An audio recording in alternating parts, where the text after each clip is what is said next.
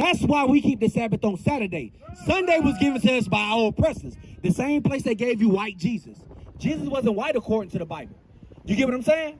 He was never white according to the Bible. Now, I'm going to show you. What's your nationality? You're Hispanic. What's your father? Uh-huh. Okay, Brazilian. So you will be from the tribe of Asher. Okay, watch this. Okay, bro, what's your nationality? It's black, right? What's your nationality, sis? The same? What's your nationality, Wayne? Black. Black. Watch this. Where's your land? Because Chinese have China, right? Right. Japanese have Japan. Russians have Russia. British have Britain. Where's black? Working Africa. Why is it called black? Africa was named after Leo Scipio Africanus. He was a Roman. He was a Roman general, which was a white man who conquered Hannibal in the Second Punic War. So why? So that's not our land. We don't stem from a white man. Watch this. Give me Deuteronomy 28 and 68. My man, what you say your name was again? Nick and Tristan and Nick. I'm gonna show you something. I'm gonna show you slave ships in the Bible. How do we get to America? Even the Hispanics in 1492. How did they get to these parts of the country? Traveling how? I know. By boats, right? Did you know it was prophesied in the Bible that would happen? They didn't just come on boats. Did they come on a yacht? Was it a cruise ship? Nah, it wasn't no cruise ship, was it? It wasn't. Watch this. Read. Deuteronomy chapter 28 and verse 68. And the Lord shall bring thee into Egypt again. It says the Lord gonna bring us into Egypt again. Tristan, are you familiar with what happened in Egypt? Do you know about Moses in Egypt in the Bible? What happened with Moses in Egypt? Do you know? Okay, so do you know?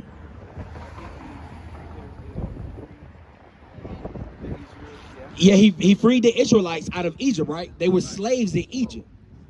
They were in bondage in Egypt. So it says that we're going to go into Egypt again. Egypt is not talking about the land of Egypt. It's synonymous for slavery and captivity and bondage. We're going to prove it. Watch this. Read. Exodus chapter 20 and verse 2. I am the Lord thy God, which have brought thee out of the land of Egypt, out of the house of bondage. It says, I brought you out of the land of Egypt, out of the house of bondage. Explaining what Egypt means. So when we go back to Deuteronomy 28 and 68, read it again. Hey, do you have a flyer, Mr. Wayne? Hey, check us out. We got information on the back. We have an address on the back. My name is Yadadiah. We got one of these brothers right here you can talk to if you got any questions. We're going to give you some information. Watch this, Tristan. All right, read. Verse 68. And the Lord shall bring thee into Egypt again with ships. With ships. How did the so-called Spanish get to over here in these parts of America? How did the so-called Negroes get to America? Cargo slave ships, chattel slavery. It was not a yacht ride. It was not a cruise. We were forced to come over here on ships. Watch this. Read. By the way whereof I spake unto thee, thou shalt see it no more again. It says, thou shalt see it no more again. Remember, he's talking, go to Exodus 14 and 13. Remember, he's talking to the Israelites who we just delivered out of the land of Egypt. He said, y'all gonna go into Egypt again on ships. Now, we didn't need a boat to get from Egypt to Israel. You get what I'm saying? It was land to land. The land touch. We can walk, just like you can walk from here to Oklahoma City. You don't need a boat to get to Oklahoma City. So I'm going to show you that when it says Egypt, it's not talking about the land of Egypt. It's synonymous for slavery. Watch this. I'm going to prove it. Moses says it right here. Read. Exodus chapter 14 and verse 13. And Moses said unto the people, fear ye not, stand still and see the salvation of the Lord. See the salvation of the Lord. This is when he was about to take them through the Red Sea. Read. Which he will show you, which he will show to you today. For the Egyptians, whom ye have seen today, We have been enslaved by, read. ye shall see them again no more. You will never see them again. Read. Forever. Forever. We'll never see the Egyptians again forever. So when we read that we were going to Egypt again on ships, it's not talking about the Egyptians. It's talking about America. It's talking about South America and everywhere else that we were taking into chattel slavery that you see right here. The transatlantic slave trade that lasted four centuries, even the sub-Saharan slave trade that lasted 17 centuries. You get what I'm saying? These are things that happen to our people. These are curses that happen to the so-called Israel, not the so-called Israelites, the so-called blacks, Hispanics, and natives, who are the Israelites because we disobeyed the laws of God. You're sitting at home, you're watching YouTube, and you just letting your life pass you by. Maybe I'll subscribe tomorrow. Maybe I'll subscribe next month. No, do it now. You can watch classes before work, after work, in between on your breaks. You on your phone all day anyways. Why not pick up the phone and get you something that's going to edify your life and get you on a better path? What are you waiting on?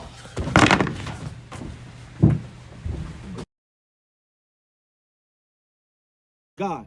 Now, if we know that, I'm gonna ask y'all a question. If we know that disobeying God's commandments has us cursed, it takes us in slave ships, it takes us in slavery on slave ships, it takes our kids from us, have us cursed in the city, cursed in the field, how can we reverse those curses?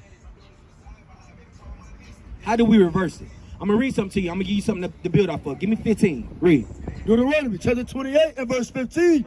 But it shall come to pass. He said it's going to come to pass. Read. If thou wilt not hearken unto the voice of the Lord thy God. If you don't obey what God tells you, read.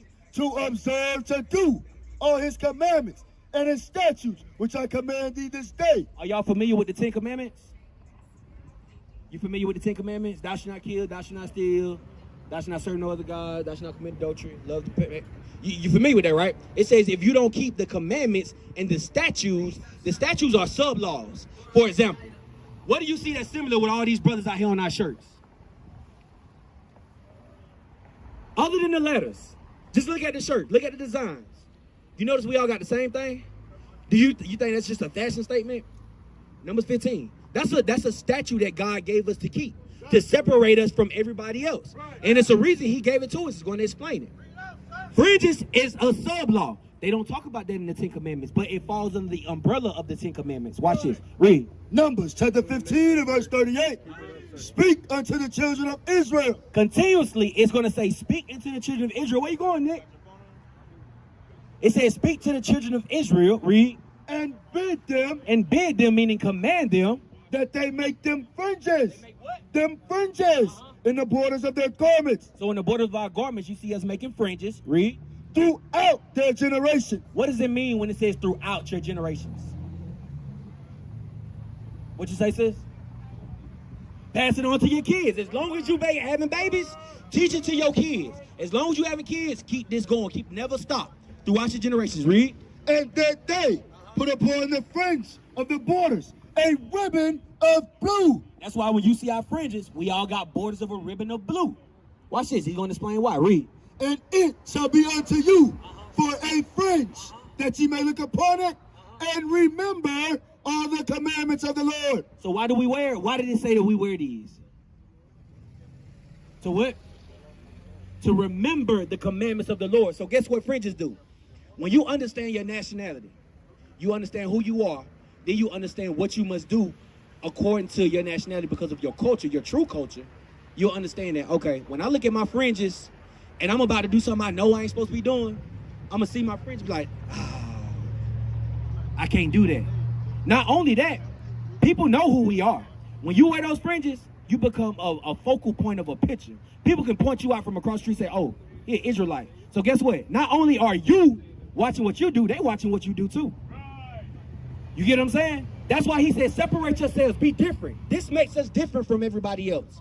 Nobody else is doing this but us, because this is a commandment from our God that we must perform. You get what I'm saying? Did you know that it was, how old are you, bro? 17? You growing any facial hair yet? You getting there? You getting there? Hey, when it start coming, don't cut it.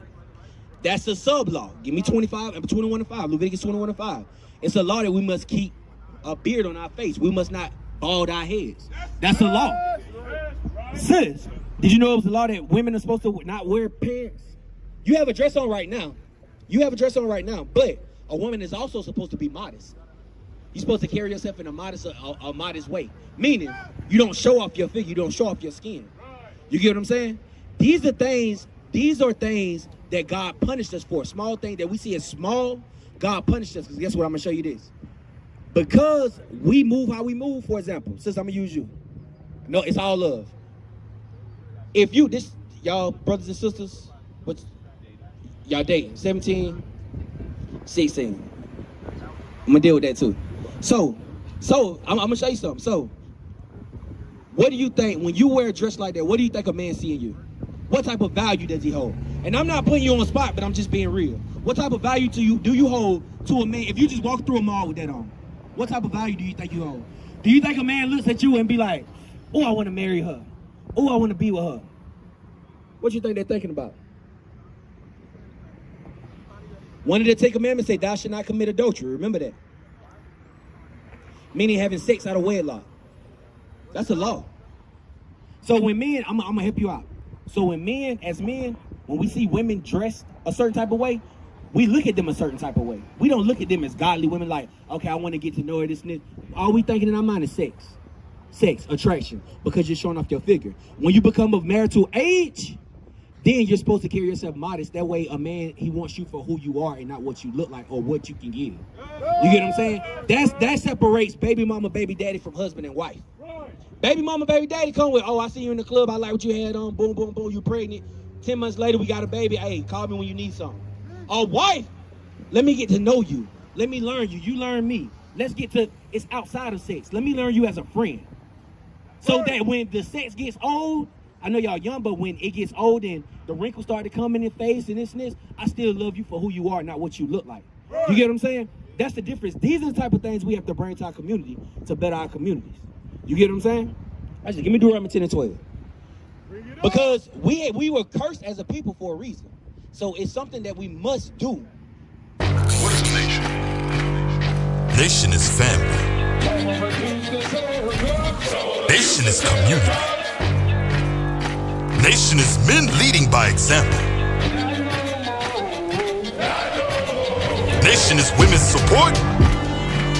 Nation is children with role models. Nation is unity. Nation is you. It's nation time.